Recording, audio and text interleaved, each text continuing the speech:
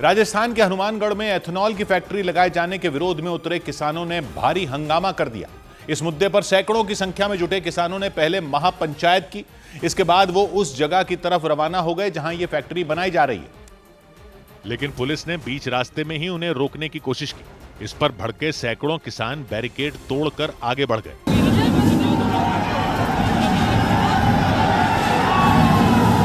इस दौरान पुलिस वालों ने उन्हें रोकने के लिए पूरी ताकत लगा दी।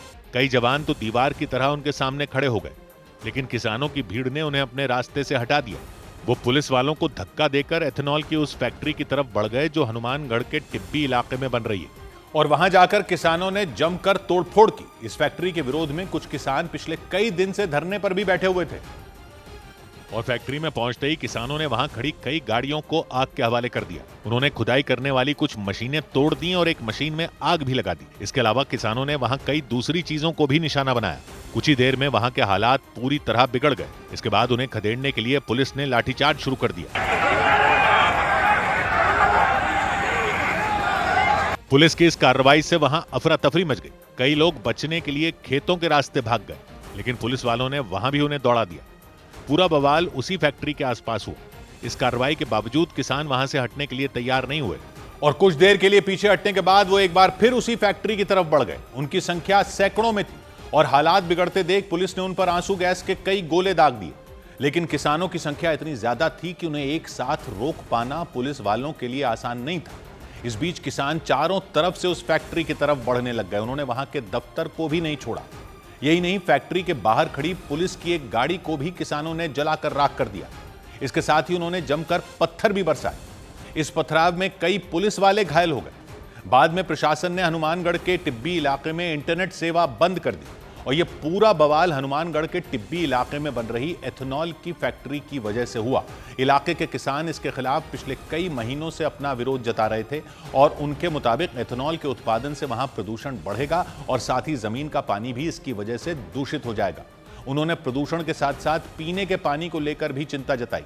इससे पहले चंडीगढ़ की एक कंपनी ने इसी साल जुलाई में वहां एथेनॉल का कारखाना लगाने का काम शुरू किया था।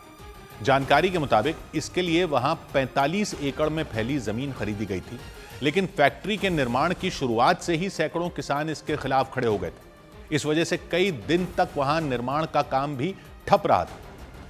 उधर उत्तर प्रदेश के वाराणसी में राहुल मिश्रा नाम के व्यक्ति ने अपनी पत्नी पर धोखा देने का आरोप लगाकर खुदकुशी कर ली। उनका शव घर के अंदर कमरे में फांसी के फंदे से लटकता मिला, और इसका पता चलने के बाद पूरा गांव सन्न रह गया। परिवार में कोहराम मच गया। परिवार की महिलाएं बुरी तरह रोती बिलखती नजर आईं।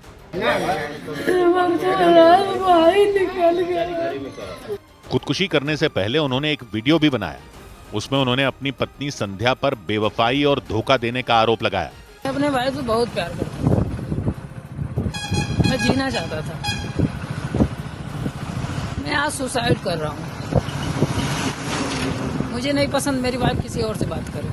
राहुल मिश्रा नाम के जिस व्यक्ति ने फांसी लगाकर खुदकुशी की, वो वाराणसी के लोता थाना इलाके में मौजूद बनकट गांव के रहने वाले थे, और करीब 5 साल पहले उन्होंने प्रेम विवाह किया था। उनकी पत्नी दूसरी जाति की थी, लेकिन इसके बाद भी उन्होंने परिवार के खिलाफ जाकर शादी की थी। लेकिन शादी के कुछ ही महीनों बाद उनके रिश्ते में दरार पड़ गई थी। शादी के 8 महीने बाद संध्या का अवैध संबंध जारी हो गया, ऐसा आरोप है परिवार वालों का। पुलिस को 7 मिनट 29 सेकंड का जो वीडियो मिला, उसमें उस व्यक्ति ने अपनी पत्नी पर धोखा देने समेत कई आरोप लगाए। शुभम सिंह डेंजर मेरे वाइफ को यूज करने के लिए बरगला रहा है, और उसी के चक्कर मेरी वाइफ बोल रही है कि तुम्हारे दोस्त लोग मेरे यूज किए हैं, मेरे साथ सुला दिए हो, मेरे साथ सेक्स कराए हो। अपनी पूरी कहानी बताने के दौरान वो कई बार रोते भी नजर आए, और रोते हुए वो बार बार जिंदगी से प्यार करने की बात करते रहे। उन्होंने आरोप लगाया कि उनकी पत्नी उन्हें अपने बच्चे से भी मिलने नहीं देती। और तो और उस व्यक्ति ने बताया कि उनकी पत्नी झूठे आरोप लगाकर 4 बार वाराणसी के अलग अलग थानों में उनकी पिटाई तक करवा चुकी हैं। मेरी वाइफ मुझे 4 बारी थाने पे मरवाई, मेरे नाम 151 मुकदमा करवाई, लोता थाना, रोनिया थाना, मरवाड़ी थाना। फांसी लगाने वाले व्यक्ति के मुताबिक उनकी पत्नी ने उन पर कई झूठे केस भी दर्ज करा रखे हैं, और उनकी वजह से वो अपनी जान देने के लिए मजबूर हो गए। 498 के वजह से मैं मर रहा हूँ। मैं बनारस लोता थाना, बनकट गांव, पोस्ट मंगलपुर। उन्होंने बताया कि वो अपने बच्चे से बहुत प्यार करते हैं और उसके बिना जी नहीं सकते। लेकिन उन्होंने आरोप लगाया कि पत्नी के धोखा देने के बाद उनके पास जीने की कोई वजह नहीं बची। उन्होंने दावा किया कि उनकी पत्नी का शुभम सिंह नाम के व्यक्ति के साथ रिश्ता है और वो लगातार उससे बातें करती हैं। जबकि कई बार उन्होंने अपनी पत्नी को समझाने की कोशिश की थी, लेकिन लाख समझाने के बाद भी उनकी पत्नी नहीं मानी। उन्होंने आरोप लगाया कि शुभम सिंह का मकसद सिर्फ उनकी पत्नी का इस्तेमाल करना है। मैं लड़का हूँ ना, मैं लड़कों के बारे में जानता हूँ, अच्छे से जानता हूँ। उसको सपोर्ट नहीं, उसको ओयो तक ले जाएगा। मैं अपने जीते जी उसको ओयो नहीं देख सकता ना। परिवार के लोगों ने भी बहू पर अवैध संबंध रखने का आरोप लगाया। बहू मेरी गलत थी, इसी से दूसरे के साथ रहती थी, बहू ही गलत थी। खुदकुशी करने वाले राहुल मिश्रा ने इस बात का भी जिक्र किया कि उनके ऊपर काम का दबाव है और वो कर्ज में डूबे हुए हैं। और उन्होंने न सिर्फ अपनी पत्नी बल्कि अपनी सास पर भी कई गंभीर आरोप लगाए। राहुल मिश्रा ने आरोप लगाया कि उनकी सास अपनी बेटी को उनके खिलाफ भड़काती हैं और यह भी आरोप लगाया कि सास के उकसावे पर ही उनकी पत्नी ने उन पर झूठे केस दर्ज करवाए थे। राहुल मिश्रा ने आरोप लगाया कि उनकी सास ने पत्नी को कई बार उनके खिलाफ भड़काया और उनका नंबर तक ब्लॉक करवा दिया। माँ बोली है कि उसका कॉल ब्लॉक कर दो, व्हाट्सएप ब्लॉक कर दो, सब कुछ ब्लॉक कर दो, यहाँ पैसा करो।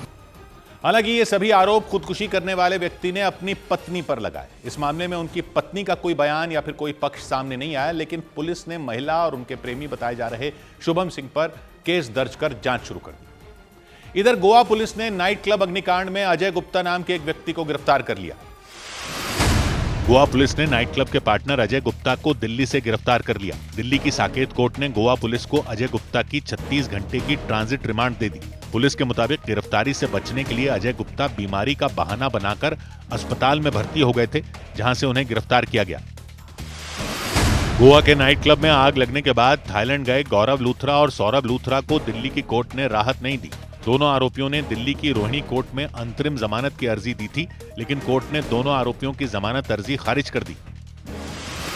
गोवा पुलिस की जांच के मुताबिक नाइट क्लब में आग लगने के बाद जब वहां रेस्क्यू ऑपरेशन चल रहा था, तब क्लब के मालिक सौरभ और गौरव थाईलैंड जाने की तैयारी कर रहे थे। रात के 1:17 पर मेक माई ट्रिप वेबसाइट के जरिए दोनों भाइयों ने थाईलैंड की टिकट बुक कराई थी। गोवा की राज्य सरकार ने नाइट क्लब में आग की घटना से सबक लेते हुए कुछ बड़े फैसले लिए। राज्य सरकार ने सभी होटल, पब, नाइट क्लब और रेस्टोरेंट में आतिशबाजी, इलेक्ट्रॉनिक आतिशबाजी और आग से जुड़े खेलों पर पाबंदी लगा दी। उधर उत्तर प्रदेश के प्रयागराज में रिश्वत लेते पकड़े गए पीडीए यानी प्रयागराज विकास प्राधिकरण के एक कर्मचारी की गिरफ्तारी पर हंगामा हो गया। आरोप लगा कि उन्होंने एक व्यक्ति से जमीन की रजिस्ट्री करवाने के लिए घूस मांगी थी, जिसके बाद उस व्यक्ति ने यूपी पुलिस की एंटी करप्शन टीम से शिकायत कर दी और एंटी करप्शन टीम जैसे ही उस कर्मचारी को गिरफ्तार कर ले जाने लगी, लोगों ने हंगामा कर दिया। आरोप लगा कि इस दौरान पीडीए यानी प्रयागराज विकास प्राधिकरण के दूसरे कर्मचारियों ने टीम से मारपीट तक कर ली। Anti corruption team Ajay Kumar नाम के उस कर्मचारी को रिश्वत लेने के आरोप में गिरफ्तार करके ले जा रही थी, जिस पर बाकी कर्मचारी भड़क गए। उन्होंने लिफ्ट में खड़े आरोपी को खींचकर बाहर निकाल दिया और वहां दोनों पक्षों में भिड़ंत हो गई। दावा किया गया कि मारपीट में एंटी करप्शन टीम के 2 कर्मचारियों को चोट आ गई, जिसके बाद मारपीट के आरोपियों पर भी केस दर्ज करवाया गया। इस बीच रिश्वत लेने के आरोपी को थाने ले जाया गया। उन पर आरोप लगा कि उन्होंने प्राणेंद्र पांडे नाम के एक व्यक्ति पर पैसे देकर जमीन रजिस्ट्री करवाने का दबाव बनाया था। उनका इतना रुपया मांग रहे हैं, हर स्टेप पे जो है उनका पैसा है पीडीए वालों का। उनके मुताबिक बार बार पैसे मांगे जाने पर वो परेशान हो गए और यूपी पुलिस की एंटी करप्शन टीम को उन्होंने शिकायत कर दी। हमको ये लगा कि यार ये लोग जो है ऐसे हमारा लेते रहेंगे जो है रुपया, कहाँ से हम इकट्ठा हम लाएंगे। इसके बाद प्लानिंग के तहत पीडीए के उस कर्मचारी को रंगे हाथ पकड़ा गया। आरोप लगा कि उन्हें 8,000 रुपए रिश्वत लेते देखा गया, जिसके बाद उनकी गिरफ्तारी हुई। इधर उत्तर प्रदेश के वाराणसी में पुलिस ने एक गोदाम से बैन किए जा चुके कफ सिरप का जखीरा बरामद कर लिया। वाराणसी समेत पूर्वांचल के कई जिलों में फैले कफ सिरप गिरोह की जांच कर रही एसआईटी ने रामनगर के सुजाबाद गांव में छापा मारा।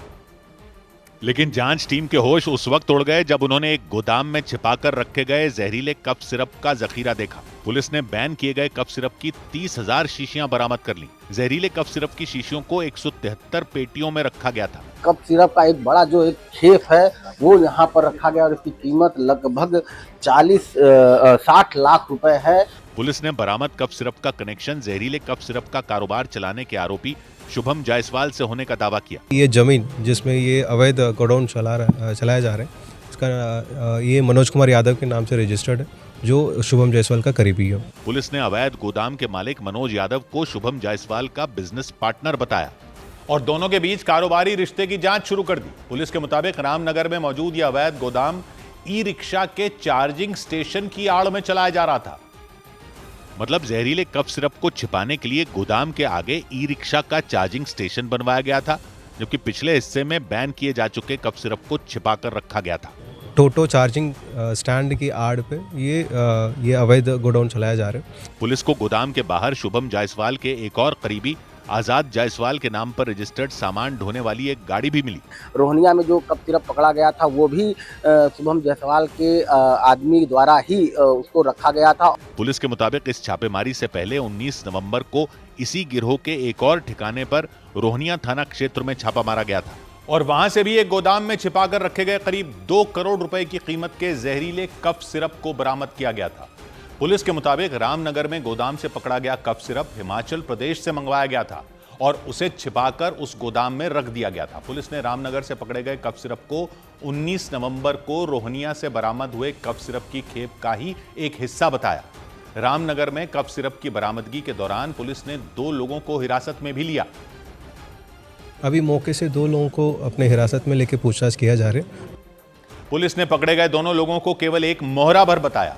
कफ सिरप गिरोह की जांच कर रही एसआईटी टीम ने वाराणसी, गाजियाबाद, सोनभद्र और जौनपुर में एफआईआर दर्ज की थी। हालांकि गिरोह का मास्टरमाइंड बताए जा रहे शुभम जायसवाल को पकड़ा नहीं जा सका क्योंकि पुलिस सूत्रों के मुताबिक कफ सिरप गिरोह के खिलाफ जांच शुरू होते ही वो दुबई भाग गया था। पुलिस के मुताबिक दवा कारोबारी शुभम जायसवाल फर्जी फर्म के नाम पर करोड़ों रुपए का अवैध कारोबार करता था और इतना ही नहीं, आरोप तो यह भी लगाए गए कि शुभम जायसवाल ने बैन हो चुकी दवाओं को भी फर्जी बिल और फर्जी फर्म के जरिए बेच दिया। पुलिस के मुताबिक शुभम जायसवाल पर कोडीन वाली कफ सिरप को फर्जी बिलों और दस्तावेजों के जरिए बेचने, छोटी छोटी फर्जी कंपनियां खड़ी करके दवा लाइसेंस लेने और नशीली दवाओं की सप्लाई करने के आरोप हैं। पुलिस के मुताबिक शुभम जायसवाल ने कोडीन वाले कफ सिरप को बड़े पैमाने पर बांग्लादेश और नेपाल भी भेजा, वो भी पूरी तरह फर्जी दस्तावेजों के जरिए। उधर लोकसभा में चुनाव सुधारों पर चर्चा के दौरान अमित शाह भड़क गए। चुनाव सुधारों पर लोकसभा में हुई चर्चा के दौरान नेता विपक्ष राहुल गांधी के बार बार टोकने पर गृह मंत्री अमित शाह का गुस्सा भड़क उठा, जिसके बाद विपक्षी सांसदों ने हंगामा कर दिया। संसद में चुनाव सुधार पर हुई चर्चा में गृह मंत्री अमित शाह के भाषण के दौरान विपक्ष ने कई बार हंगामा किया। इस दौरान नेता विपक्ष राहुल गांधी ने वोट चोरी के आरोपों वाली उनकी प्रेस कॉन्फ्रेंस पर डिबेट की चुनौती भी दे दी। संसद में बहस के दौरान गृह मंत्री अमित शाह ने नेता विपक्ष राहुल गांधी पर घुसपैठियों को बचाने के लिए यात्रा निकालने का आरोप लगाया। बिहार विधानसभा चुनाव में लालू यादव की पार्टी आरजेडी को मिली करारी हार के बाद पूर्व सांसद विजय कृष्ण ने पार्टी से इस्तीफा दे दिया। उन्होंने पार्टी क्यों छोड़ी, इसकी उन्होंने कोई वजह नहीं बताई। 2004 के लोकसभा चुनाव में विजय कृष्ण ने नीतीश कुमार को हराया था। इधर दिल्ली के नजदीक हरियाणा के गुरुग्राम में उस वक्त हंगामा खड़ा हो गया जब एक युवक ने एक गाय को चिकन मोमो खिलाने का दावा किया। इसका पता चलने के बाद गोरक्षा दल के कार्यकर्ता भड़क गए और गाय को चिकन मोमो खिलाने का दावा करने वाले उस युवक को पकड़ लिया। देखकर ऐसा लगा जैसे गोरक्षा दल के लोग उसे पीटना शुरू कर देंगे। डर के मारे वो युवक हाथ जोड़कर उनके आगे खड़ा रहा। पैसे निकालते हैं पब्लिक के खातों में, चोर है, सब निकल जाएगी वो पुलिस अपने आप। गोरक्षा दल के कार्यकर्ताओं ने सबके सामने उस युवक से माफी भी मंगवाई। जय श्री राम, आगे से ऐसा कुछ नहीं होगा, होता है तो फिर मैं कहता हूँ कि मेरा इलाज कर ही देना। इलाज तो भी करेंगे। घटना गुरुग्राम के सेक्टर 56 में 8 दिन पहले 2 दिसंबर को हुई थी और जानकारी के मुताबिक ऋतिक नाम के जिस युवक ने गाय को चिकन मोमो खिलाने का दावा किया था, उसे सोशल मीडिया ऐप पर मोमो खाने का टास्क मिला था। टास्क पूरा करने के लिए वो गुरुग्राम के सेक्टर 56 इलाके में मौजूद हुडा मार्केट गया था।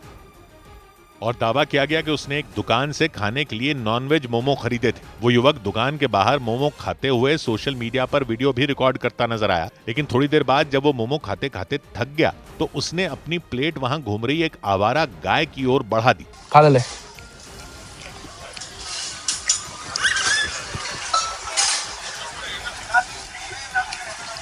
खा ले कोई ना,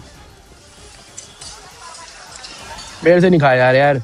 इस घटना का पता चलने के बाद गोरक्षा दल के कार्यकर्ता आग बबूला हो गए और हंगामा करते हुए गोरक्षा दल के लोग गुरुग्राम की न्यू कॉलोनी में मौजूद उस युवक के घर के बाहर पहुंच गए। उन लोगों ने उस युवक को घेर के नीचे बुलाया, लेकिन डर के मारे ऋतिक नाम का वो युवक काफी देर तक अपने घर से बाहर तक नहीं निकला। इसकी वजह से गोरक्षा दल के लोगों का गुस्सा और भड़क गया। उनकी बातें सुनकर ऐसा लगा जैसे वो युवक के नीचे आने के बाद उस पर टूट पड़ेंगे। माफी तो उनको मांगनी पड़ेगी, नहीं मार के मंगवाएंगे माफी, ये बता रहा मार के अभी मंगवाएंगे, मार के भी ये भी गारंटी मेरी। मांग लेगा भैया माफी तो भाई, और जब वो नीचे ना इतना बड़ा भगवान थोड़ी हो, ऐप भी वही करे छुपे भी वही।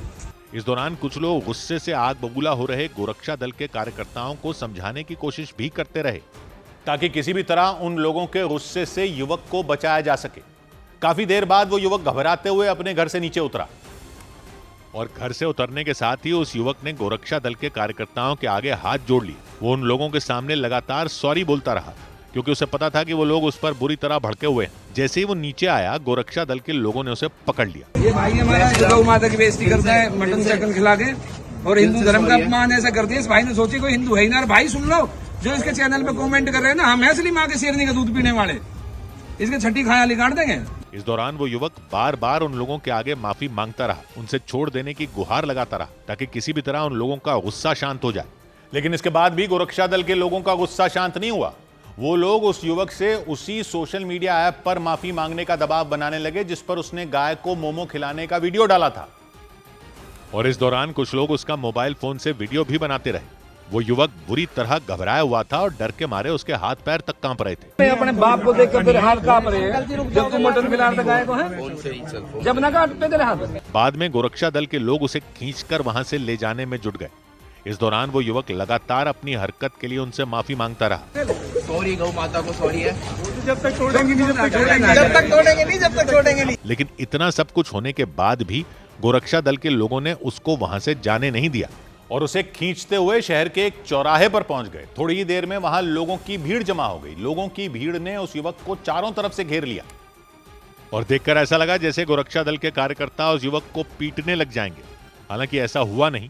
उन लोगों ने एक बार फिर सबके सामने उस युवक से माफी मंगवाई। मैंने गाय को मीट खिला दिया, चिकन वाले मोमोज स्पेसिफिकली वो खिला दिए, मैंने खाए, फिर मैंने गाय को खिला दिए, उसने खा लिए और मैंने कहा चलो वीडियो में हो गया, मेरी गलती है। बाद में गोरक्षा दल के कार्यकर्ताओं ने उसे पुलिस के हवाले कर दिया। बाकायदा उसके खिलाफ शिकायत भी दर्ज करवाई गई। शिकायत मिलने पर पुलिस ने उस युवक को धार्मिक भावनाओं को आहत करने के आरोप में गिरफ्तार कर लिया। हालांकि बाद में उसको जमानत मिल गई। उधर देश के अलग अलग इलाकों में आवारा कुत्तों के हमलों की खबरों के बीच उत्तर प्रदेश के सीतापुर से भी ऐसा ही मामला सामने आया। वहां आवारा कुत्तों ने अलग अलग जगहों पर 9 लोगों को काट लिया, जिससे वहां खौफ पसर गया क्योंकि इससे पहले उस आवारा कुत्ते ने सड़क से गुजर रहे एक लड़के पर जोरदार हमला कर दिया। अचानक हुए हमले की वजह से वो जमीन पर गिर गया। वो जब तक कुछ समझ पाता, उस आवारा कुत्ते ने उसके पैर को दबोच लिया। सड़क के किनारे खड़े लोगों ने उसे बचाने की कोशिश की, लेकिन तब तक वो कुत्ता उसे काट चुका था। उस कुत्ते ने बचाने गए दूसरे व्यक्ति पर भी हमला किया। उन्होंने किसी तरह उस कुत्ते से पीछा छुड़ाया। इस दौरान वहां खड़ा दूसरा कुत्ता लगातार जोर जोर से भौंकता रहा और उन कुत्तों के हमलों से सीतापुर के महमूदाबाद इलाके में दहशत मच गई। उन कुत्तों ने उस लड़के की ही तरह कुछ और लोगों पर भी हमला किया। अलग अलग जगहों पर खड़े 9 लोगों को उन आवारा कुत्तों ने अपना शिकार बनाया और उन्हें जख्मी कर दिया, जिसके बाद उन घायलों को तुरंत स्वास्थ्य केंद्र में भर्ती करवाया गया। आवारा कुत्तों के काटने से वहां हड़कंप मच गया। कुछ लोगों की हालत खराब होने पर उन्हें लखनऊ के अस्पताल रेफर करके बाकी लोगों का इलाज शुरू किया गया। उन कुत्तों के काटने से लोगों में डर पैदा हो गया। कुत्ते ने पकड़ लिया था तो पापा ने डॉल लिया था, पापा के भी पैंट पकड़ लिया, पापा के भी काट खाया। आवारा कुत्तों के हमले से किसी के पैर में चोट आई तो किसी का हाथ बुरी तरह घायल हो गया। तो बच्चे को छुड़ाने लगे थे हमने वो कुत्ता से, तो हमारे पकड़ लिए, हमारी पैंट फाड़ डाले, 2 दांत लग गए हैं। इस घटना के बाद लोगों ने प्रशासन से उन आवारा कुत्तों को वहां से हटाने की अपील की। इधर दिल्ली के नजदीक उत्तर प्रदेश के गाजियाबाद की एक हाउसिंग सोसाइटी में 11वीं मंजिल से लिफ्ट गिरने से हड़कंप मच गया। हादसे के बाद एक आदमी लिफ्ट में करीब 1 घंटे तक फंसे रहे। उन्हें कड़ी मशक्कत के बाद बाहर निकाला गया। इस हादसे के बाद वहां रहने वालों ने लिफ्ट की मेंटेनेंस पर सवाल खड़े कर दिए, क्योंकि इस हादसे की वजह से लिफ्ट में फंसा आदमी गंभीर रूप से घायल हो गया। लिफ्ट गिरने की वजह से उसे गंभीर चोट लगी और उसका पैर भी टूट गया। इसके बाद उसे अस्पताल में भर्ती कराया गया। आवाज थी कि ऐसा लग रहा था जैसे जहाज क्रैश हो गया हो। मैंने उनसे कहा कि जहाज क्रैश हो गया, बोले जहाज क्रैश नहीं हुआ, ये जो है लिफ्ट क्रैश हुई है। और बताया गया कि हादसे के वक्त उस लिफ्ट में एक ही व्यक्ति मौजूद था और उस हादसे के बाद उस हाउसिंग सोसाइटी के लोग डर के मारे सहम गए। वहां लगी लिफ्ट की मेंटेनेंस को लेकर हाउसिंग सोसाइटी के मैनेजमेंट पर लापरवाही के आरोप लगाए गए और कुछ लोगों ने तो वहां घटिया क्वालिटी की लिफ्ट लगाने का आरोप भी लगा दिया। सस्ती लिफ्ट लगा चाइना से इंपोर्ट करी हुई लिफ्ट है जो 10-10 रुपए में कबाड़ी। उन लोगों ने तो हाउसिंग सोसाइटी के मैनेजमेंट पर लिफ्ट की मेंटेनेंस नहीं कराने का भी आरोप लगाया कि यहाँ पे कोई मेंटेनेंस का कोई रिकॉर्ड नहीं है, बिल्कुल सोसाइटी बेकार होती जा रही है दिन प्रतिदिन। लोगों ने आरोप लगाया कि उन्होंने लिफ्ट को लेकर सोसाइटी मैनेजमेंट से शिकायत की थी, लेकिन उस पर किसी ने ध्यान नहीं दिया। उधर दिल्ली हाईकोर्ट ने इंडिगो संकट मामले में केंद्र सरकार से सवाल पूछ लिए। दिल्ली हाईकोर्ट ने इंडिगो संकट से जुड़े मामले की सुनवाई करते हुए केंद्र सरकार से तीखे सवाल पूछे। कोर्ट ने पूछा कि आखिर ये संकट पैदा ही क्यों हुआ। इसके अलावा हाईकोर्ट ने उड़ानों का किराया अचानक कई गुना बढ़ने पर भी नाराजगी जताई। भोपाल के राजा भोज एयरपोर्ट पर इंडिगो की सभी उड़ानें शेड्यूल टाइम पर हो गईं, जिसके बाद एयरपोर्ट पर हालात सामान्य नजर आए। बताया गया कि हालात सामान्य होने के बाद इंडिगो की 35 से ज्यादा उड़ानें फिर से शुरू हो गईं। आज भी कोई फ्लाइट कैंसिल नहीं, सभी फ्लाइट जो है टाइम से जा रही हैं और सभी फ्लाइट टाइम पे लगभग आ भी रही हैं। मुख्य सूचना आयुक्त और 8 सूचना आयुक्तों की नियुक्ति को लेकर प्रधानमंत्री नरेंद्र मोदी, गृह मंत्री अमित शाह और लोकसभा में नेता विपक्ष राहुल गांधी की बैठक हुई। सूत्रों के मुताबिक बैठक में राहुल गांधी ने अधिकारियों के चयन पर असहमति जताई। भोपाल में युवा कांग्रेस के कार्यकर्ताओं ने राज्य सरकार में मंत्री प्रतिमा बागड़ी के बंगले पर विरोध प्रदर्शन किया और उनकी नेम प्लेट पर कालिक पोत दी। प्रतिमा बागड़ी के भाई और बहनोई पर 2 दिन पहले गांजे की तस्करी का आरोप लगा था। इधर मध्य प्रदेश के रतलाम में शादी करने वाले एक लड़के और उसकी प्रेमिका ने जिला कलेक्ट्रेट में जमकर हंगामा किया। बताया गया कि उन्होंने 2 दिसंबर को शादी की थी, लेकिन लड़की के परिवार वालों ने उसकी गुमशुदगी की रिपोर्ट दर्ज करा दी थी और इस पर कार्रवाई करते हुए पुलिस ने उन दोनों को कोर्ट में पेश किया और कोर्ट ने इस मामले में सुनवाई करते हुए उस लड़की को नारी निकेतन भेजने का आदेश दे दिया, क्योंकि उस लड़की से शादी करने वाले उस लड़के की उम्र 19 साल बताई गई, जबकि भारत में लड़कों की शादी की उम्र 21 और लड़कियों की 18 साल होना जरूरी है। रतलाम में उस लड़की को नारी निकेतन भेजने के आदेश के बाद उसके प्रेमी ने जमकर हंगामा किया।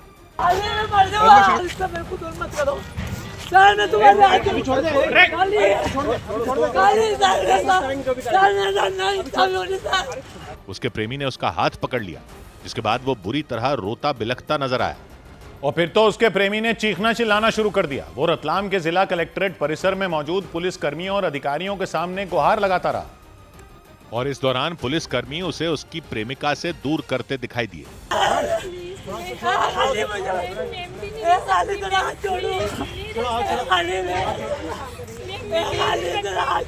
वहां उसकी प्रेमिका उसके साथ रहने की जिद पर अड़ गई। अरे ये वो उन दोनों ने रोते हुए एक दूसरे को पकड़ लिया। इस बीच उसके प्रेमी ने रोते हुए एक महिला अधिकारी के पैर छू लिए।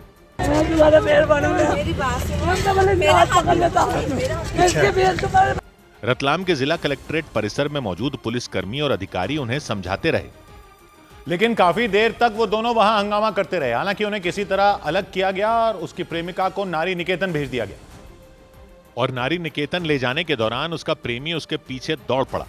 वो गाड़ी के पीछे कुछ दूर तक भागता दिखाई दिया।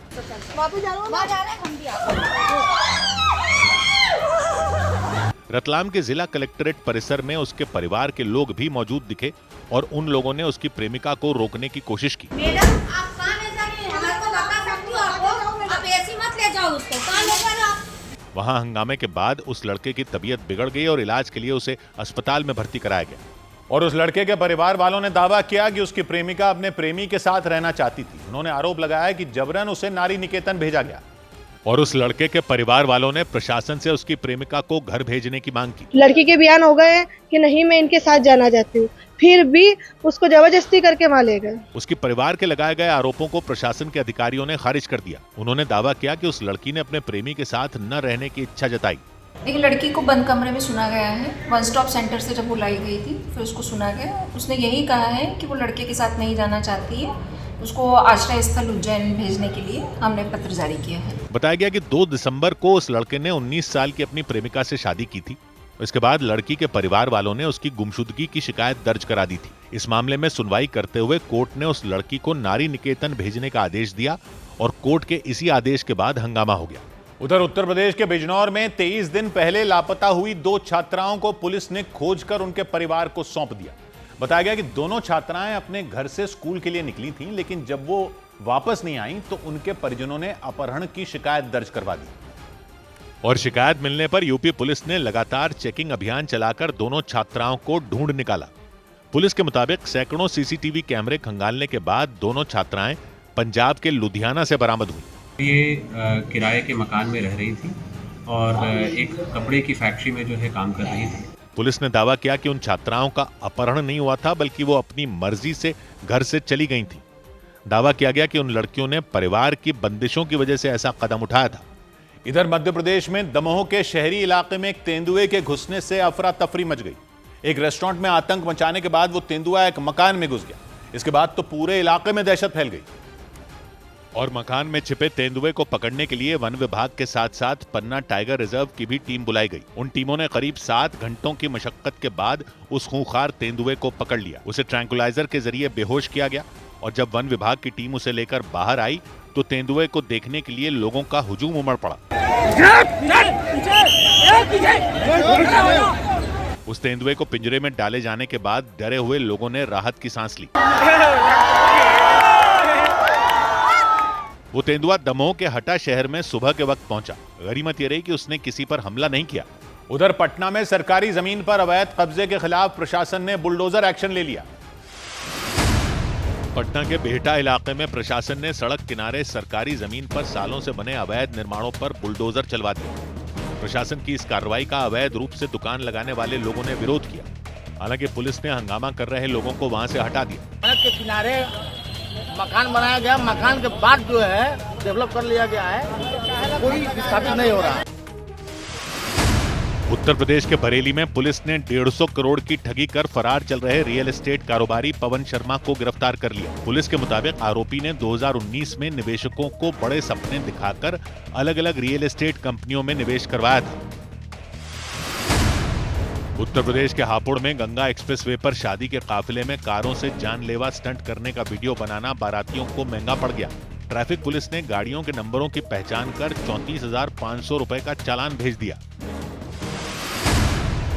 उत्तर प्रदेश के आगरा में शादी समारोह के दौरान गाड़ियों की मामूली टक्कर के बाद 2 पक्षों में झगड़ा हो गया। दोनों पक्षों में जमकर मारपीट और पथराव हुआ। मारपीट में दोनों तरफ से 3 लोग गंभीर रूप से घायल हो गए। पुलिस ने करीब 50 अज्ञात लोगों के खिलाफ मामला दर्ज कर लिया। उधर उत्तर प्रदेश के कई जिलों में अवैध तरीके से रहने वाले लोगों के खिलाफ चल रहा ऑपरेशन टॉर्च तेज हो गया। इस बीच सहारनपुर में पुलिस के कई अधिकारी रात को टॉर्च लेकर झुग्गी झोपड़ी वाले इलाकों में पहुंचे और वहां रहने वाले लोगों से पूछताछ की और उस कार्रवाई के दौरान वहां मौजूद सभी लोगों के पहचान पत्र चेक किए गए। सहारनपुर के साथ लखनऊ में भी पुलिस ने विशेष अभियान चलाया और वहां पंप हाउस में काम करने वाले लोगों के पहचान पत्रों की जांच की। Aadhaar card, PAN card, voter ID, ration card जो मेरे पास है सब जमा कर दिया। मुख्यमंत्री योगी आदित्यनाथ के आदेश के बाद पुलिस ने इस ऑपरेशन को और तेज कर दिया और कई जिलों में अभियान चलाया गया। और सहारनपुर और लखनऊ ही नहीं बल्कि आगरा में भी पुलिस ने अवैध तरीके से रहने वाले लोगों के खिलाफ अभियान चलाया। इस दौरान पुलिस की टीम ने झुग्गी और कब्रिस्तान की जमीन पर अवैध तरीके से रह रहे लोगों की जांच की और उस कार्रवाई के लिए आगरा पुलिस की कई टीमों ने मोर्चा संभाला। पुलिस की टीमें अलग अलग इलाकों में पहुंची और वहां रहने वालों से पूछताछ की। क्या नाम है तुम्हारा? अजय। क्या डेट ऑफ बर्थ है? कब पैदा हुए? 25 साल के हो गए। 25 साल के हो गए। 2000 में पैदा हुए। इस दौरान आगरा पुलिस ने कई संवेदनशील इलाकों में लोगों की जांच की। पुलिस ने बताया इस कार्रवाई के लिए अलग अलग विभागों से डेटा लिया गया था और उसी आधार पर लोगों का वेरिफिकेशन किया गया। उधर बिहार के वैशाली जिले में एक लड़की के अपहरण का मामला उस वक्त पलट गया जब उस लड़की ने खुद एक वीडियो जारी कर अपहरण की कहानी को झूठा बता दिया। लड़की ने दावा किया उसका अपहरण नहीं हुआ था बल्कि वो अपनी मर्जी से प्रेमी के साथ चली गई थी और दोनों ने भागकर झारखंड के देवघर में मौजूद बाबा बैद्यनाथ धाम मंदिर में शादी भी कर ली। हम अमन के साथ अपनी मर्जी से आए हैं, उसका कोई के दबाव में नहीं आए हैं। मधु कुमारी ने दावा किया कि उन्होंने बिना किसी के दबाव में अपनी मर्जी से भगवान के दरबार में हिंदू रीति रिवाज से अमन के साथ शादी कर ली। उन्होंने अपने शादी के कुछ वीडियो भी पुलिस को भेजे, जिनमें वो शादी के जोड़े में मंदिर में अपने प्रेमी अमन के साथ बैठी दिखी। कुछ महिलाएं शादी की रस्में पूरी कराती नजर आईं। वीडियो में अमन के कुछ घरवाले भी दिखाई दिए। यानी मधु के अपहरण की जो कहानी बताई जा रही थी वो पूरी तरह गलत निकली। 8 दिसंबर को लड़की की दादी ने हाजीपुर सदर थाने में अपनी पोती के अपहरण का केस दर्ज करवाया था और पुलिस को बताया था कि एक हफ्ते पहले 10 लोग शराब बेचने का आरोप लगाते हुए पुलिस बनकर उनके घर पहुंचे थे। उन्होंने घर में घुसकर उनकी पोती मधु का अपहरण कर लिया था, जबकि मधु ने वीडियो जारी कर दावा किया कि गांव वालों के दबाव में आकर दादी ने उसके अपहरण का केस थाने में दर्ज करवाया था। अपना मन से शादी किए हैं और मेरी जो दादी है ना, वो किसी के गांव वाले के दबाव में वो केस किया है। मतलब खुद मधु कुमारी ने वीडियो के जरिए दूध का दूध और पानी का पानी करने का दावा किया। अनुसंधान के क्रम में जो मामला आया है यह प्रेम प्रसंग का मामला है। प्रथम दृष्टया 22 साल की मधु कुमारी ने अपने पति अमन के साथ ही रहने की बात कही। इसके साथ ही दादी को किसी तरह से परेशान न किए जाने की गुहार लगाई। इधर दिल्ली में एक स्कूल को बम से उड़ाने की धमकी मिलने से दहशत मच गई। दिल्ली के मयूर विहार में मौजूद एल्कॉन इंटरनेशनल स्कूल को बम से उड़ाने की धमकी मिलने के बाद हड़कंप मच गया। धमकी मिलने पर स्कूल की छुट्टी कर दी गई। हालांकि जांच के दौरान स्कूल में किसी भी तरह की कोई संदिग्ध चीज नहीं मिली। बिहार के भागलपुर रेलवे स्टेशन पर चलती ट्रेन में चढ़ने के दौरान एक महिला का पैर फिसल गया। वो ट्रेन और प्लेटफॉर्म के बीच में फंस गई।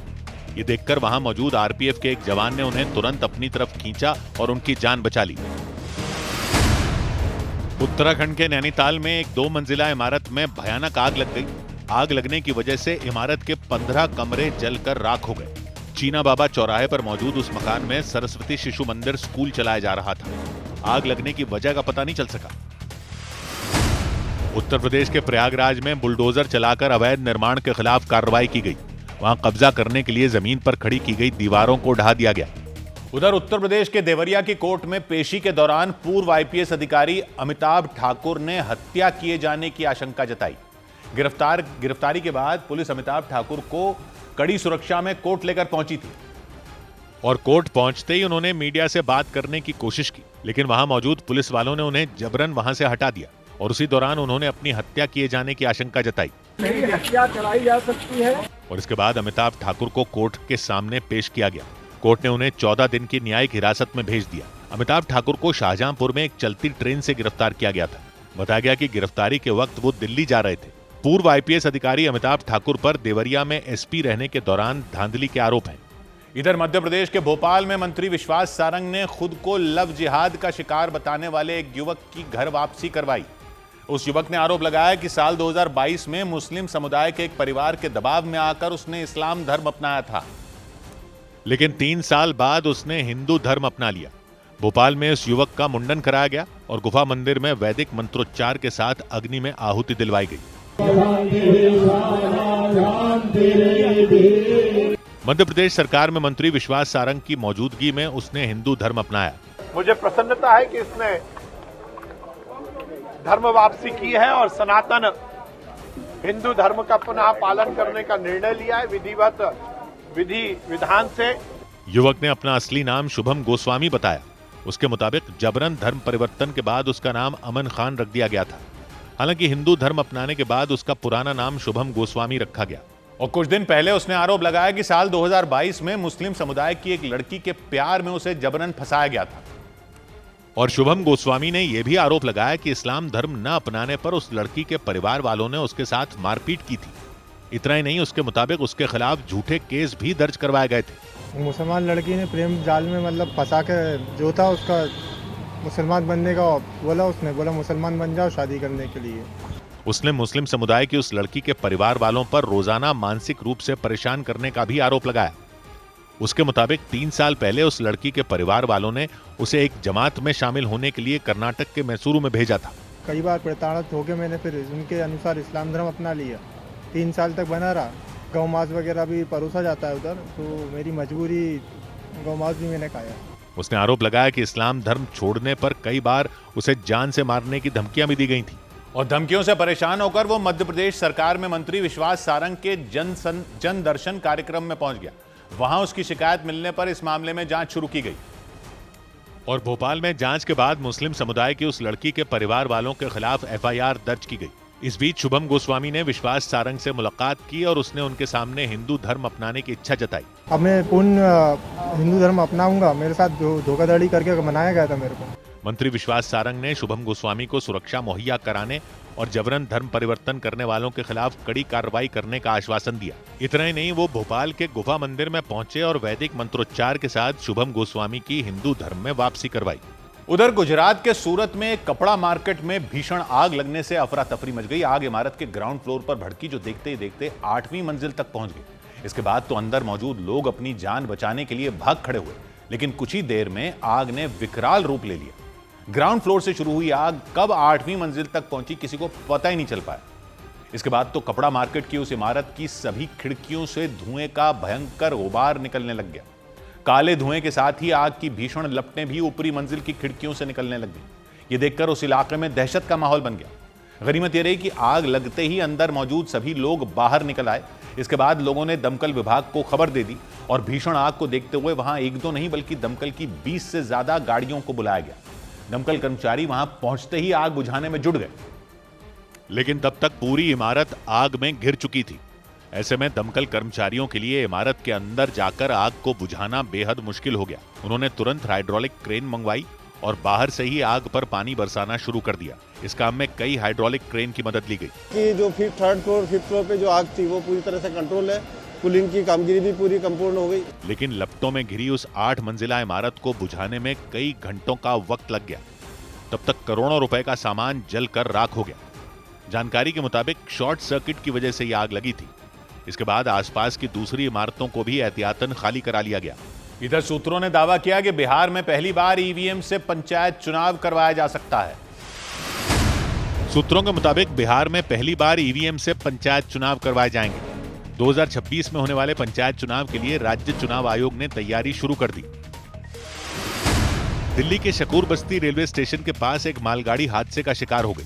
स्टेशन से थोड़ी दूरी पर ही उस मालगाड़ी के 2 डिब्बे अचानक पटरी से उतर गए, जिससे हड़कंप मच गया। गनीमत यह रही कि हादसे के दौरान किसी को कोई नुकसान नहीं हुआ। राजस्थान के सीकर में लोगों से भरी एक बस और ट्रक में जोरदार टक्कर हो गई। वहां फतेहपुर इलाके में हुए इस हादसे में 3 लोगों की मौत हो गई और 30 लोग घायल हो गए। बताया गया कि उस बस में सवार लोग वैष्णो देवी के बाद खाटू श्याम जी के दर्शन करने के लिए जा रहे थे। इधर मध्य प्रदेश के सागर में एक ट्रेनी विमान हादसे का शिकार हो गया। बताया गया कि हादसे से पहले ट्रेनी पायलट विमान उड़ाने का अभ्यास कर रहे थे, लेकिन लैंडिंग के दौरान अचानक उसका संतुलन बिगड़ गया और वो रनवे पर दौड़ते हुए अचानक बाहर की तरफ चला गया और उसका अगला हिस्सा जमीन से टकरा गया। हादसा होते ही वहां अफरा तफरी मच गई और कई लोग विमान की तरफ दौड़ पड़े। हादसे के तुरंत बाद घायलों की मदद के लिए वहां एक एम्बुलेंस भी पहुंच गई। इसके बाद विमान के पायलट को बाहर निकाला गया। बताया गया कि ब्रेक नहीं लगने की वजह से विमान रनवे से बाहर फिसल गया था और संतुलन बिगड़ने की वजह से वो जमीन से टकरा गया।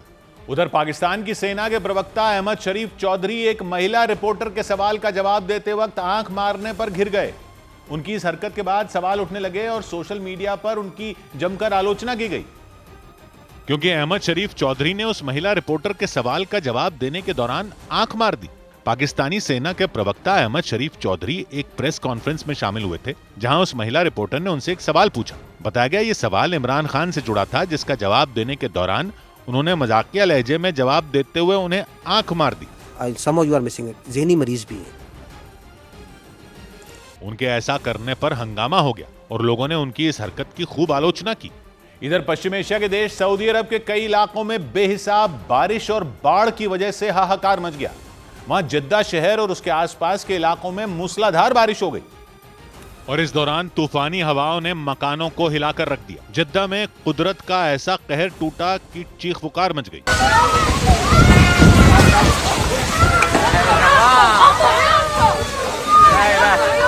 जोरदार बारिश के बीच हवाएं भी बिजली की रफ्तार से चलती दिखी। इस दिल दहला देने वाले मंजर को देख एक मकान में मौजूद लोगों ने जोर जोर से हिलना शुरू कर दिया।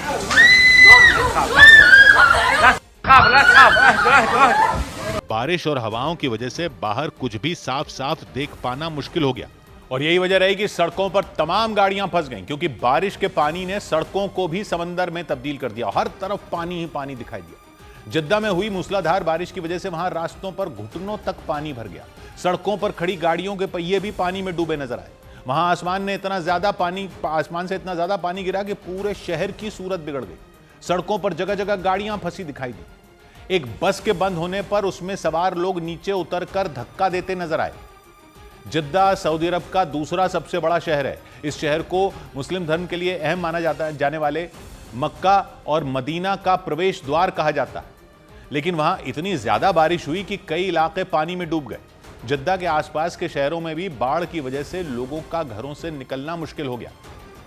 उधर दीपावली त्योहार को यूनेस्को की लिस्ट में शामिल कर लिया गया। यूनेस्को ने दिवाली को इंटेंजिबल कल्चरल हेरिटेज यानी अमूर्त विश्व धरोहर घोषित कर दिया।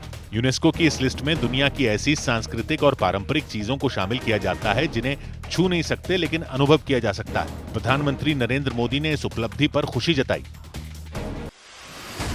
उत्तर प्रदेश के अयोध्या में रामलला के प्राण प्रतिष्ठा समारोह की दूसरी सालगिरह 22 जनवरी की बजाय 31 दिसंबर को ही मनाई जाएगी। श्री राम जन्मभूमि तीर्थ क्षेत्र ट्रस्ट ने हिंदू पंचांग की तिथि के मुताबिक प्राण प्रतिष्ठा समारोह की सालगिरह की तारीख में बदलाव किया। उत्तराखंड के उत्तरकाशी में तापमान कम होने की वजह से गंगोत्री धाम में कई जगह पानी जम गया और जगह जगह पर बर्फ जमी नजर आई। इधर उत्तर प्रदेश के मेरठ में गाड़ी में बैठे भाई बहन पर कुछ बदमाशों के हमले से दहशत मच गई। पुलिस के मुताबिक सड़क पर ओवरटेक करने के दौरान स्कूटर से जा रहे बदमाशों और कार में बैठे लोगों के बीच झगड़ा हो गया और इसी बात पर भड़के बदमाशों ने उनका पीछा किया और उनके नजदीक पहुंचते ही वो उनकी कार पर टूट पड़े। किसी ने ईंट से हमला किया तो किसी ने उस पर डंडे बरसाए। देखते ही देखते उन्होंने कार के सभी शीशे तोड़ दिए। इस दौरान अंदर बैठे भाई बहन पर भी उन्होंने हमला किया। हालांकि उनसे बचने के लिए लड़की के भाई ने कार आगे बढ़ा दी, लेकिन ट्रैफिक जाम होने की वजह से वो एक बार फिर बदमाशों से घिर गए। बाद में पुलिस ने शिकायत मिलने पर एक आरोपी को गिरफ्तार कर लिया। उधर उत्तराखंड की राजधानी देहरादून में कांग्रेस नेता हरक सिंह रावत के घर के बाहर सिख समुदाय के कुछ लोगों ने धरना दे दिया। जानकारी के मुताबिक कुछ दिन पहले हरक सिंह रावत ने सिख समुदाय पर एक विवादास्पद टिप्पणी कर दी थी, जिसके बाद बवाल खड़ा हो गया और सिख समुदाय के कुछ लोगों ने देहरादून में उनके घर के बाहर प्रदर्शन किया। अलग अलग राज्यों से आए सिख समुदाय के कुछ लोग वहां धरने पर बैठ गए। इस दौरान उन लोगों ने कीर्तन भी किया। वो लोग वहां कृपाण और तलवार लेकर पहुंच गए। उन्होंने हरक सिंह रावत से सार्वजनिक रूप से माफी मांगने की मांग की। बेच आके माफी मांगे, खास अपन दोनों माफ कर दे। उनके मुताबिक कांग्रेस नेता ने सबके सामने उनका अपमान किया था, इसलिए माफी भी उन्हें सबके सामने ही मांगनी होगी। हालांकि विवाद बढ़ने के बाद हरक सिंह रावत ने अपने विवादास्पद बयान पर गुरुद्वारे में जाकर माफी मांगी थी, लेकिन इसके बाद भी हंगामा शांत नहीं हुआ और उनके दिए गए बयान के बाद लगातार प्रदर्शन चलता रहा। जानकारी के मुताबिक हरक सिंह रावत ने अपने भाषण के दौरान एक सिख वकील पर टिप्पणी की थी। ये वजह रही कि सिख समुदाय के कुछ लोगों ने इस पर नाराजगी जताई और देहरादून में उनके घर के बाहर हंगामा किया। सिख समुदाय के लोगों ने हरक सिंह रावत की तस्वीर वाले पोस्टर पर कालिक पोतकर जमकर नारेबाजी की।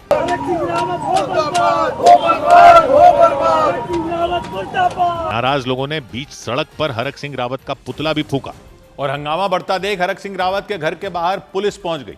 पुलिस वालों ने नाराज लोगों को समझाने की कोशिश भी की, लेकिन वो वहां से हटने के लिए तैयार ही नहीं हुए। उन लोगों ने हरक सिंह रावत से मिले बिना अपना धरना खत्म करने से इनकार कर दिया। हालांकि पुलिस वालों ने उन्हें बताया कि हरक सिंह रावत देहरादून से बाहर हैं, लेकिन इसके बाद भी सिख समुदाय के वो लोग वहां से जाने को तैयार नहीं हुए। इस बीच बीजेपी ने भी हरक सिंह रावत पर हमला बोल दिया। सबका चरित्र हनन आप करोगे तो निश्चित रूप से उसका खामियाजा एक न एक दिन आपको भुगतना पड़ेगा। इस बीच पुलिस वालों के समझाने पर प्रदर्शनकारियों ने अपना धरना खत्म कर दिया और हरक सिंह रावत के माफी नहीं मांगने पर फिर लौटने की चेतावनी दी। इधर उत्तर प्रदेश के मेरठ में कांग्रेस के दफ्तर में बवाल हो गया। वहां सोनिया गांधी के जन्मदिन पर केक काटने को लेकर कांग्रेस कार्यकर्ता आपस में भिड़ गए और उनके बीच मारपीट की नौबत आ गई। और बताया गया कि वहां महानगर और जिला कांग्रेस का कार्यक्रम चल रहा था और उस दौरान जब कुछ बाहरी लोग वहां केक लेकर पहुंचे तो हंगामा शुरू हो गया।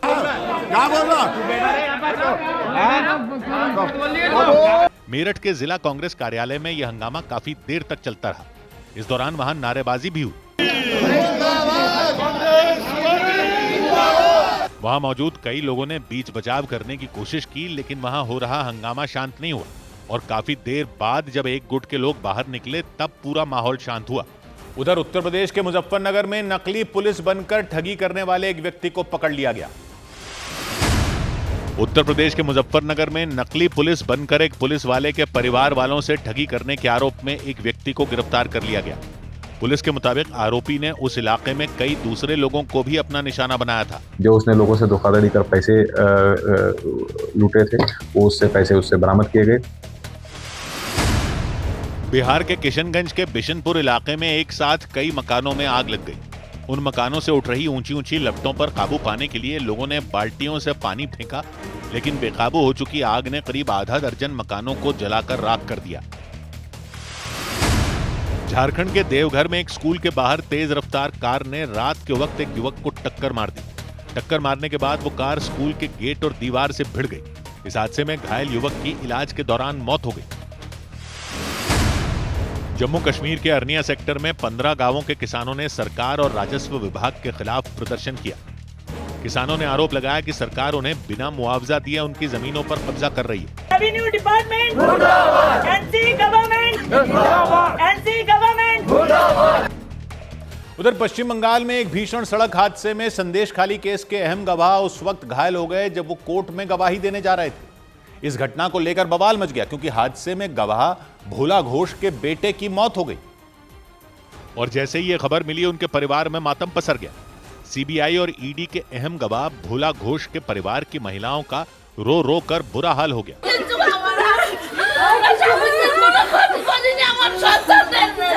यह हादसा बसीरहाट के एक इलाके में हुआ। घटना में भोला घोष की कार के परखचे उड़ गए। ट्रक से हुई जोरदार टक्कर के बाद उनकी कार सड़क के किनारे गड्ढे में गिर गई, जबकि टक्कर मारने वाला ट्रक भी आगे जाकर सड़क के किनारे गिर गया। इस बीच परिवार वालों ने आरोप लगाया कि यह हादसा नहीं बल्कि साजिश थी और उनके परिवार वालों ने इसके लिए सीधे तौर पर टीएमसी नेता शाहजहां शेख को जिम्मेदार ठहरा दिया। दावा किया गया कि मामले में गवाही देने के बाद से ही धमकियां उन्हें मिल रही थी। और इस बीच अस्पताल में होश आने के बाद संदेशखाली केस के अहम गवाह भोला घोष ने भी हादसे के पीछे बड़ी साजिश का शक जताया।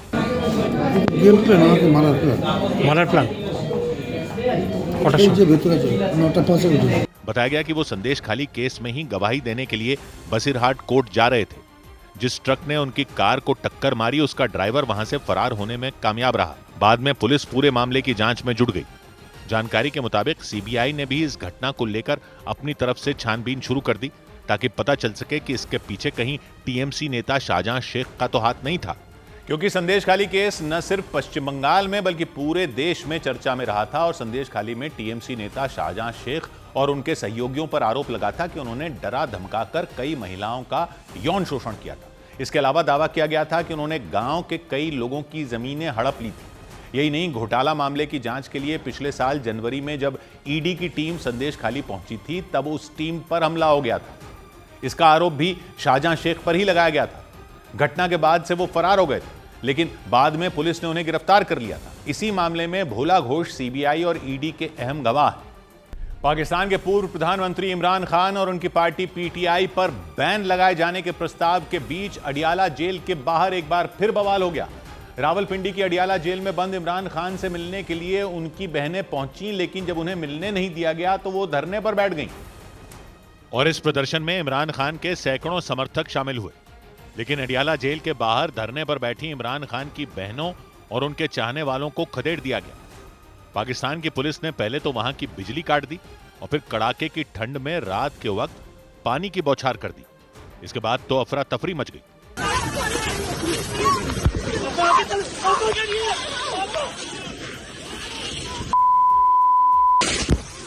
वाटर कैनन से पानी की इतनी तेज धार छोड़ी गई कि इमरान खान की बहनों के लिए संभलना तक मुश्किल हो गया। वो सड़क पर गिर गईं। हालांकि इस दौरान कुछ लोगों ने उनकी मदद की, उन्हें सड़क से उठाया और दूर ले जाने की कोशिश की, क्योंकि बिजली की रफ्तार से आ रहे पानी के सामने खड़े रहना आसान नहीं था। इस दौरान इमरान खान के कई समर्थकों के घायल होने की भी खबर आई। पानी की बौछार में भीगने से इमरान खान की बहनों समेत उनके समर्थक भी कांप उठे, क्योंकि उनका धरना खत्म करवाने के लिए पाकिस्तान की पुलिस ने रात के करीब 2 बजे पानी की बौछार की। आराम से ये देखिए इस वक्त नहीं भरा जा। इमरान के समर्थकों ने पुलिस की इस कार्रवाई का विरोध किया और कुछ लोग तो अडियाला जेल के बाहर मौजूद पुलिस वालों से भिड़ गए, लेकिन बताया गया कि उन पर लाठियां बरसा दी गईं। यानी पाकिस्तान की पुलिस ने प्रदर्शनकारियों पर जुल्म ढा दिया। लेकिन इस बीच इमरान खान का एक समर्थक उस वाटर कैनन के सामने सीना तान कर खड़ा हो गया जिससे पानी की बौछार की जा रही थी। इसके बाद तो वहां नारेबाजी शुरू हो गई। इमरान खान जिंदाबाद, इमरान खान जिंदाबाद। पुलिस की इस कार्रवाई से पहले इमरान खान की बहनों ने करीब 11 घंटे तक अडियाला जेल के बाहर धरना दिया, क्योंकि वो दोपहर के करीब 3 बजे वहां पहुंची थी। लेकिन अडियाला जेल प्रशासन ने उन्हें इमरान खान से मिलने की इजाजत नहीं दी और इसीलिए इमरान खान की पार्टी पीटीआई यानी पाकिस्तान तहरीक इंसाफ के कार्यकर्ता भड़क गए। उन्होंने जेल में बंद इमरान को फौरन रिहा करने की मांग की।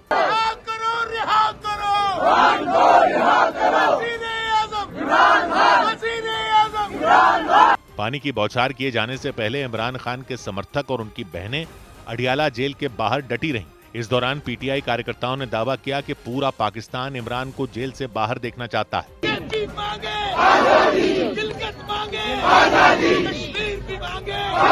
प्रदर्शनकारियों ने पाकिस्तान की शहबाज सरकार और सेना प्रमुख आसिम मुनीर के खिलाफ भी मोर्चा खोला और उनके खिलाफ भी जमकर नारेबाजी की। इमरान खान की बहन अलीमा खान ने पिछले हफ्ते मांग की थी कि मंगलवार को उनके परिवार के 6 लोगों और 6 वकीलों को जेल में बंद इमरान से मिलने दिया जाए।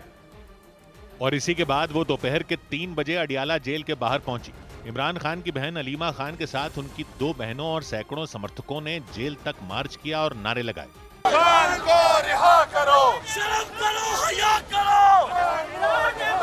अलीमा खान ने गुहार लगाई थी कि उनके परिवार के 6 सदस्यों और 6 वकीलों को इमरान खान से मिलने दिया जाए। लेकिन जब वो लोग अडियाला जेल पहुंचे तो उन्हें बाहर ही रोक दिया गया। इसके बाद वो धरने पर बैठ गए। ललकार के बोलो आजादी, ललकार के बोलो आजादी। कुछ दिन पहले भी इमरान खान की बहनों ने अडियाला जेल के बाहर प्रदर्शन किया था, क्योंकि उन्हें इमरान खान से मिलने नहीं दिया जा रहा था। इसके बाद तो सोशल मीडिया पर इमरान खान की जेल में हत्या किए जाने की खबरें फैल गई थी। हालांकि बवाल बढ़ने पर इमरान की बहन उज़्मा खान को 2 दिसंबर के दिन अपने भाई से मिलने की इजाजत मिल गई थी और उन्होंने अडियाला जेल में बंद इमरान खान से 20 मिनट तक मुलाकात की थी। लेकिन जेल से निकलने के बाद उज़्मा खान ने इमरान से हुई बातचीत का जिक्र किया तो खलबली मच गई थी।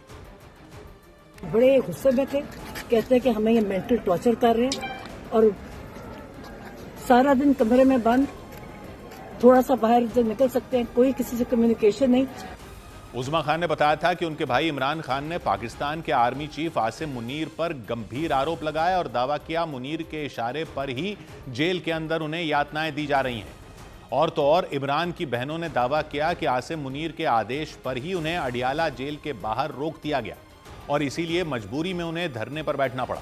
इमरान खान की बहन उज़्मा खान ने एक बार फिर आरोप लगाया कि उनके भाई को जेल में प्रताड़ित किया जा रहा है। इमरान खान को ये टॉर्चर कर रहे हैं, उनको इलीगल आइसोलेशन में किया हुआ है। इमरान की बहनें और समर्थक करीब 11 घंटे तक अडियाला जेल के सामने प्रदर्शन करते रहे, लेकिन उनकी कोई भी मांग सुनी नहीं गई। यही नहीं, पाकिस्तान की पुलिस ने प्रदर्शनकारियों को तितर-बितर करने के लिए वहां पानी की बौछार कर दी। हालांकि इमरान खान की रिहाई की मांग को लेकर हुआ प्रदर्शन सिर्फ सड़कों तक ही नहीं रहा, बल्कि पाकिस्तान की संसद में भी बवाल हुआ और वहां इमरान खान के पोस्टर लेकर पहुंचे उनकी पार्टी पीटीआई के नेताओं ने नारेबाजी की। इमरान तेरे जान निसार, बेशुमार बेशुमार, हम लेके रहेंगे, हम लेके रहेंगे आजादी। यानी पाकिस्तान के पूर्व प्रधानमंत्री को जेल से रिहा करने की मांग सड़क से संसद तक पहुंच गई। लेकिन इस सब के बीच इमरान खान और उनकी पार्टी के खिलाफ पाकिस्तान के पंजाब प्रांत की असेंबली में एक प्रस्ताव पारित किया गया। उस प्रस्ताव में इमरान और उनकी पार्टी को पाकिस्तान विरोधी बताया गया और प्रतिबंध लगाने की मांग की गई।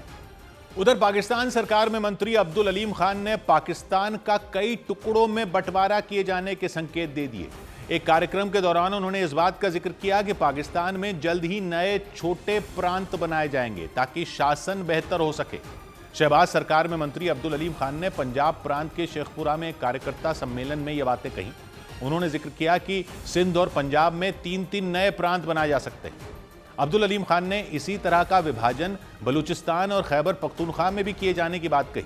मतलब मंत्री अब्दुल अलीम खान ने पाकिस्तान के 4 बड़े प्रांतों को टुकड़ों में बांटकर 12 प्रांत बनाने की योजना की तरफ इशारा किया।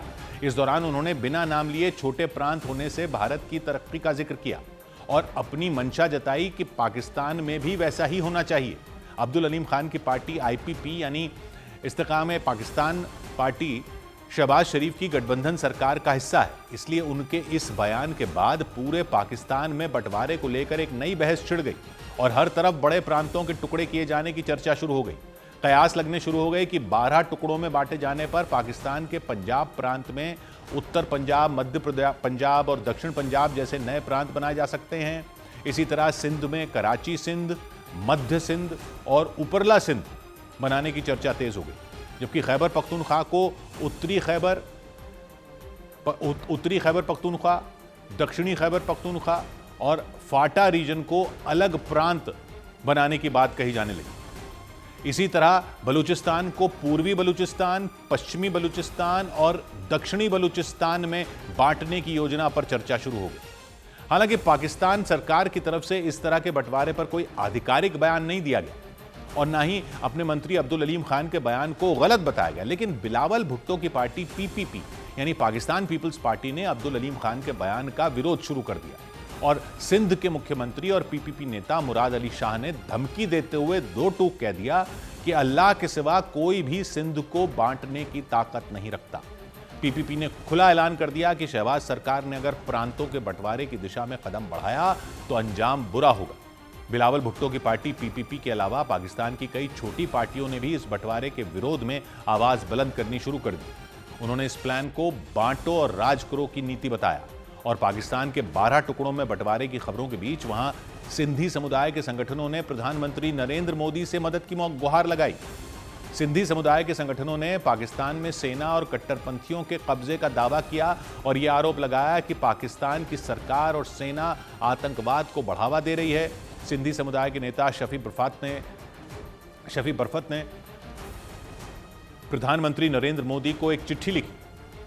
अपनी चिट्ठी में उन्होंने दो टूक लिखा कि आसिम मुनीर को पाकिस्तान के परमाणु बम का मालिक बनाना न सिर्फ सिंध बल्कि पूरे इलाके के लिए खतरा है। शफी बरफत ने PM मोदी से सिंधी समुदाय के लोगों की मदद करने की मांग की। पाकिस्तान में सिंध समुदाय से जुड़े संगठनों ने पिछले हफ्ते अलग सिंधु देश बनाने की मांग को लेकर फिर से कराची समेत कई शहरों में प्रदर्शन भी किए थे। सौभाग्य की एक बात यह कि पाकिस्तान में आसिम मुनीर ने सारी सेनाओं की ताकत भी अपने हाथ में ले ली। फील्ड मार्शल भी बन गए। इमरान खान के समर्थकों के प्रदर्शन को भी कुचल रहे हैं। संविधान भी बदल दिया। उनके ऊपर अदालत में कोई केस भी नहीं चल सकता अब। लेकिन फिर भी कितना डर है आसिम मुनीर को, वो वहां से आ रही एक खबर से समझा जा सकता है। वहां अंदर क्या हो रहा है यहां की पब्लिक ज्यादा जानती नहीं और वहां की पॉलिटिक्स समझती नहीं, लेकिन समझना इसलिए भी जरूरी है क्योंकि वहां जब भी सेना की ताकत डांवाडोल होने लगती है वो लोग खुराफात करने लगते हैं। इसलिए पाकिस्तान के अंदर के मसलों से हमें क्या, वो ये वाली जो सोच है एक लेवल पर तो ठीक है, लेकिन जब बड़ी खुराफात होने लगे तो समझना भी चाहिए। और बड़ी खुराफात की आहट लग रही है। यह हाल के दिनों में जो सिंधु देश की मांग जो फिर से मजबूत हुई है, उसके बाद पता चल रहा है कि वो सिंध को काट कर छोटा करने का प्लान बनाकर बैठे। अफगानिस्तान से लगने वाले पश्तून इलाकों में तालिबान के साथ क्या चल रहा है वो भी लोग कुछ कुछ जानते हैं। बलूचिस्तान में विद्रोह चल रहा है वो भी खबरें पता चल जाती हैं। लेकिन सिंध में क्या करने की कोशिश हो रही है वो भी समझने की जरूरत है। अलग सिंधु देश की मांग करने वाली GA सिंध मूवमेंट के संगठन तो विरोध कर ही रहे हैं। वहां की राजनीतिक पार्टी PPP यानी बिलावल भुट्टो की पार्टी भी उठ खड़ी हुई है सिंध को काटने के खिलाफ। तो हो क्या रहा है वो समझिए। पाकिस्तान के मंत्री अब्दुल अलीम खान ने वहां बोला कि पाकिस्तान को 12 प्रांतों में बांटा जाएगा क्योंकि छोटे प्रांतों में प्रशासन बेहतर किया जाता है। अभी वहां 4 प्रांत हैं, कह रहे हैं कि 4 के 12 कर देंगे। वो कह रहे हैं तुर्की में भी छोटे छोटे प्रांत हैं, भारत में भी कई नए छोटे राज्य बड़े राज्यों से अलग होकर बनाए गए हैं, तो पाकिस्तान में भी ये करना होगा। लेकिन ये इतनी मासूम सी सोच नहीं है क्योंकि पहले इसी पाकिस्तान की सोच ये थी कि कोई प्रांत होने ही नहीं चाहिए, पूरा एक ही देश होना चाहिए। यहां की पब्लिक नहीं जानती, लेकिन आपको मालूम है कि जब भारत ने आजादी के बाद अपने राज्यों का गठन किया 1956 में भाषा के आधार पर, तो सेम चीज पाकिस्तान ने कैसे की थी। जब देश आजाद हुआ तो कई राजे रजवाड़े थे, रियासतें थी, कई प्रांत थे जिनमें अंग्रेजों का सीधा राज था, कई में किसी नवाब या राजा के जरिए था। सेम चीज नए बने पाकिस्तान में भी थी। तो भारत में तो सबको जोड़कर भाषा के आधार पर नए राज्य बना दिए गए, आपको पता ही है 1956 में। लेकिन पाकिस्तान में क्या हुआ था कि पहले तो जिन्ना ने सारे राजाओं को, नवाबों को, रियासत वालों को बोला कि पाकिस्तान में आ जाओ, आपको पूरी आजादी देंगे, आप अपना राज चलाना, अपना झंडा रखना, अपनी करेंसी रखना, अपना सब कुछ रखना। खैरपुर, कलात, बहावलपुर वगैरह कई रजवाड़े वहां थे। लेकिन जिन्ना की तो पाकिस्तान बनने के बाद मौत हो गई थी कुछ ही टाइम में। और पाकिस्तान था दो टुकड़ों में, एक इस तरफ जो अभी पाकिस्तान है वो था वेस्ट पाकिस्तान, और एक था उस तरफ बंगाल के पूर्व में जो अब बांग्लादेश है, वो था पूर्वी पाकिस्तान, ईस्ट पाकिस्तान। तो मोटे तौर पर जो ये 5 प्रांत अब नजर आते हैं वो तो थे ही, यानी फ्रंटियर जिसको अब खैबर पख्तूनख्वा कहते हैं, दूसरा पंजाब, तीसरा सिंध, चौथा बलूचिस्तान और 5वां बंगाल। लेकिन इनके साथ कई छोटी छोटी रियासतें वहां पर थीं। तो पाकिस्तानियों ने क्या किया कि भारत की तरह प्रांत या राज्य नहीं बनाए। उनको डर था कहीं अलग अलग आवाजें ना उठनी शुरू हो जाएं पाकिस्तान से अलग होने की। तो उन्होंने 1955 में सारे प्रांत और रियासतें ही खत्म कर दी और 2 यूनिट बना दी, एक वेस्ट पाकिस्तान, एक ईस्ट पाकिस्तान। यानी कोई पंजाब नहीं, कोई सिंध नहीं, कोई फ्रंटियर नहीं, कोई बलूचिस्तान नहीं, इधर के सब एक यूनिट बना दिए, 1 यूनिट, यही नाम दिया था उसको, 1 यूनिट। सारी रियासतों के राजाओं को जो आजादी का वादा करके पाकिस्तान में शामिल करवाया था जिन्ना ने, उनको भी झटका दे दिया, सब खत्म कर दिया। हुकूमत पंजाबियों के हाथ में थी, फौज पर पंजाबियों का कब्जा था, बाकी प्रांतों के लोगों की कोई सुन ही नहीं रहा था। जो भारत वाले इलाकों से मुसलमान जाकर बसे पाकिस्तान में, यानी यूपी, बिहार, मध्य प्रदेश, महाराष्ट्र, गुजरात वगैरह सब जगहों से जो मुसलमान वहां गए, उनको कहां बसा दिया? सिंध के शहरों में। पंजाब में बसे यहां के पंजाब से गए हुए मुसलमान, लेकिन बाकी जगहों से गए हुए मुसलमानों को बसा दिया सिंध में। तो पहले तो सबको सिंध के शहरों में बसा दिया, यहां से जो गए उर्दू बोलने वाले लोग। और सिंध में कराची और हैदराबाद जैसे बड़े बड़े शहर थे जहां हिंदू ज्यादा रहते थे, तो वहां बसा दिए उर्दू बोलने वाले, यहां से गए हुए लोग। उन लोगों ने दंगे करके हिंदुओं को वहां से पलायन करने पर मजबूर कर दिया। सिंधी मुसलमानों ने सिंधी हिंदुओं के खिलाफ दंगे ज्यादा नहीं किए थे, यहां से जो गए उन्होंने किए, और उनको वो जगह मिल गई बसने के लिए जो सिंधी हिंदुओं की थी। तो पाकिस्तान के पंजाब में तो पंजाबी बोलने वाले ही रहे, यहां से जो जाकर बसे वो भी पंजाबी बोलने वाले थे जो पंजाब में बसे। सिंध के बड़े इलाके में बसा दिए उर्दू बोलने वाले, और ये सब करने के बाद कह दिया आप कोई अलग प्रांत ही नहीं होगा, सब 1 यूनिट है। सिंधियों में, खैबर के लोगों में, बलोच लोगों में तभी से विद्रोह की चिंगारी भड़क गई थी कि 1 यूनिट के नाम पर उनकी पहचान को ही मिटाने का पूरा कार्यक्रम चला दिया था वहां के पंजाब के लोगों ने। वो तो फिर जब पूर्वी पाकिस्तान में पश्चिमी पाकिस्तान के खिलाफ विद्रोह हो गया और अलग बांग्लादेश की मांग उठी, तो फिर से वहां 4 प्रांत बनाए गए जो अब वहां के नक्शे पर आप देखते हो। NWFP यानी नॉर्थ वेस्ट फ्रंटियर प्रोविंस, जिसको अब खैबर पख्तूनख्वा कहते हैं, पंजाब, सिंध और बलूचिस्तान, फिर ये 4 बना दिए गए। फिर पूर्वी पाकिस्तान तो अलग ही हो गया, वो तो बांग्लादेश बन गया 1971 में। तो सिर्फ इधर वाला पाकिस्तान बचा, इसमें ये 4 प्रांत थे। लेकिन बलूचिस्तान में अलग विद्रोह की आग सुलग रही थी। बांग्लादेश बन गया तो सिंध में भी सिंधु देश की मांग उठ रही थी, और वजह यही थी कि सिंधी मुसलमानों को लगा कि पाकिस्तान बनने पर उनके साथ तो धोखा हो गया। सिंधी हिंदू तो भारत चले गए, उनकी जगह उर्दू बोलने वाले आ गए जो यहां से पलायन करके गए थे, और वो आज तक वहां अपनी अलग पहचान रखते हैं।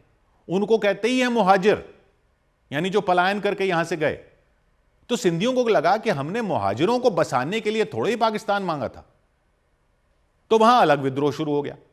अब आ जाइए प्रांतों को तोड़कर 12 प्रांत बनाने की बात पर। सिंध में फिर विरोध का बिगुल फूंक दिया गया है, क्योंकि सिंध के 3 टुकड़े करने की बात हो रही है। तो एक तो भुट्टो की पार्टी PPP का बेस सिंध में है, वो अकेली पार्टी है पाकिस्तान की जिसमें पंजाबियों का दबदबा नहीं है। उसके प्रभाव वाले सिंध के 3 टुकड़े होने से उसका प्रभाव का इलाका भी कम हो सकता है, यानी पंजाबी डोमिनेशन और बढ़ जाएगा। दूसरा, 2 जो अलग सिंधु देश की मांग कर रहे हैं जो लोग, उनको आशंका है कि एक तो पहले ही कई इलाकों में उर्दू बोलने वाले और पश्तून सिंधियों से ज्यादा हो चुके हैं। जैसे कराची शहर और आसपास का इलाका, हैदराबाद और आसपास का इलाका, वहां उर्दू बोलने वाले हो गए। तो एक टुकड़ा सिंध का वो होगा जिसमें कराची होगा और शायद उसी में हैदराबाद भी हो, या हैदराबाद दूसरे इलाके में भी हो सकता है जो अलग प्रांत बना दे। तो ये 2 नए प्रांत इन दोनों शहरों की कमाई के सहारे ही चलेंगे। यानी 2 नए प्रांत हो जाएंगे उर्दू बोलने वालों के दबदबे वाले। यानी सिंध तो टूट जाएगा, छोटा हो जाएगा, यानी सिंध प्रांत रह जाएगा, बाकी बचे रेगिस्तान के गरीब इलाकों का, और सिंधी वहीं रह जाएंगे। यानी पहले सिंधियों के यहां यूपी वालों को बसाया, फिर उनकी भाषा उनके ही प्रांत से खत्म करवा दी, फिर एक यूनिट बनाकर सारे प्रांत खत्म कर दिए, उनकी अलग पहचान खत्म कर दी, और फिर जब दोबारा सिंध प्रांत बनाया तो अब उसको तोड़कर उसमें से उर्दू बोलने वालों को एक अलग प्रांत बनाने की साजिश लग रही है। सिंधु देश मांगने वालों को यह पूरी साजिश लग रही है, और भुट्टो की पार्टी वालों को लग रही है कि उनकी पार्टी को कमजोर कर रहा है। कराची से ही सिंधी भाषा गायब कर दी गई और अब कराची को ही सिंध से अलग करने की प्लानिंग है। यानी मुनीर का शासन बहुत डरा हुआ है, बलोच विद्रोहियों से डरा हुआ है और सिंधु देश की मांग से डरा हुआ है। छोटे प्रांतों में बेहतर प्रशासन होगा, यह बहाना बनाकर अपना सिंहासन बचाने की प्लानिंग चल रही है, ताकि विद्रोहियों को टुकड़ों टुकड़ों में तोड़ दिया जाए। इसलिए हमें भी समझने की जरूरत है कि वहां हो क्या रहा है, क्योंकि उस प्रेशर कुकर में भाप बहुत ज्यादा होती जा रही है, सीटी बजे जा रही है, ज्यादा उसको दबाया गया तो यह फट भी सकता है, टुकड़े ऐसे उछलेंगे कि कोई यहां गिरा कोई वहां गिरा। 100 बात की एक बात। उधर ईरान में जबरदस्त बारिश के बाद बाढ़ से हाहाकार मच गया। ईरान के कुर्दिस्तान इलाके में जबरदस्त बारिश के बाद आई बाढ़ की वजह से 2 लोगों की मौत हो गई। वहां बाढ़ के पानी ने सड़कों और गलियों ही नहीं बल्कि लोगों के मकानों पर भी कब्जा जमा लिया। हालांकि इस बीच राहत बचाव का काम भी जारी रहा। विदेशी निवेशकों की लगातार बिकवाली से शेयर बाजार फिर लाल निशान पर बंद हुआ। सेंसेक्स 275 अंक गिरा तो निफ्टी भी गिरकर 25,758 पर आ गया। इसकी वजह से निवेशकों के करीब 1 लाख करोड़ रुपए डूब गए। सबसे ज्यादा गिरावट आईटी और टेलीकॉम सेक्टर के शेयरों में रही। हालांकि मेटल और एनर्जी इंडेक्स में तेजी देखी गई।